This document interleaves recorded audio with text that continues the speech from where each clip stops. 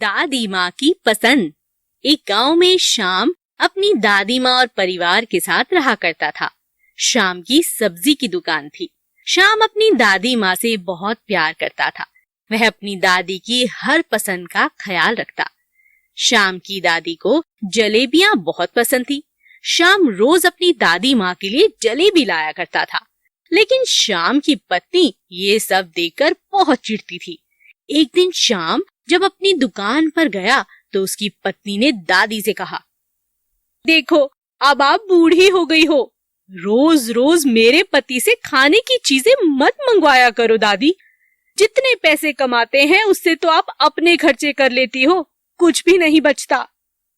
बेटी, मुझे तो जलेबी पसंद है। श्याम तो बस मेरे लिए जलेबियां ही लाता है। तुम्हारे दादाजी को भी पसंद है। नहीं नहीं, एक दिन खाओ, लेकिन रोज रोज ये सही नहीं है। दादी माँ की आंखों में आंसू आ गए। श्याम जब घर आया तो दादी माँ उदास बैठी थी, लेकिन दादी ने श्याम को कुछ नहीं बताया। दादी जी, क्या हुआ? मैं आपके लिए जलेबी लाया हूं। आपने आज मुझसे जलेबी नहीं मांगी? नहीं नहीं बेटा, आज खाने का मन नहीं है। बेटा, आगे से मेरे लिए जलेबियां मत लेकर आना। क्यों दादी जी, क्या हुआ आपको? तबीयत तो ठीक है ना? कुछ नहीं बेटा, कुछ नहीं। ऐसा कहकर दादी अपने कमरे में चली गई। श्याम को कुछ अच्छा नहीं लगा। उसने मन ही मन में सोचा, जरूर कोई बात है। कल मैं चुपके से देखूंगा आखिर हुआ क्या है। अगली सुबह श्याम घर से दुकान के लिए निकला, लेकिन वह खिड़की के पीछे जाकर छिप गया और देखने लगा। तभी श्याम की पत्नी दादी माँ के पास आकर बोली, माँ जी, आपने अच्छा किया जो श्याम को जलेबियां लाने के लिए मना कर दिया। अब कम से कम हमारा थोड़ा खर्चा तो बचेगा। हाँ हाँ बेटी, जैसा तुम चाहती हो मैंने वैसा ही किया।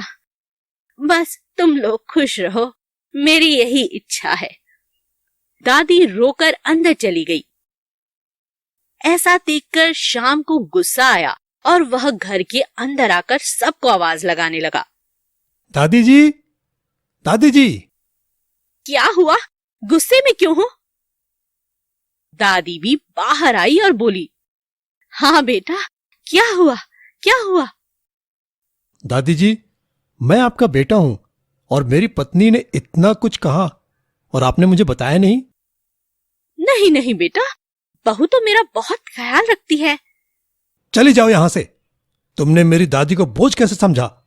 वो मेरी मां है। मैंने तुम्हारी सारी बात सुन ली है।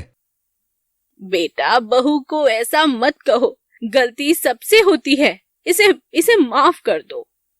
श्याम की पत्नी की आंखों में आंसू आ गए और वो दादी से कहने लगी, दादी जी, मुझे माफ कर दो।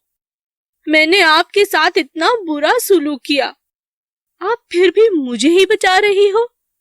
पत्नी ने श्याम से भी माफी मांगी और आगे से ऐसा कभी नहीं किया। उसे अपनी गलती पर बहुत पछतावा हुआ। दादी ने दोनों को गले लगा लिया। श्याम रोज की तरह दादी की पसंद की जलेबियां लेकर आता और अपनी दादी माँ की हर पसंद का हमेशा ख्याल रखता।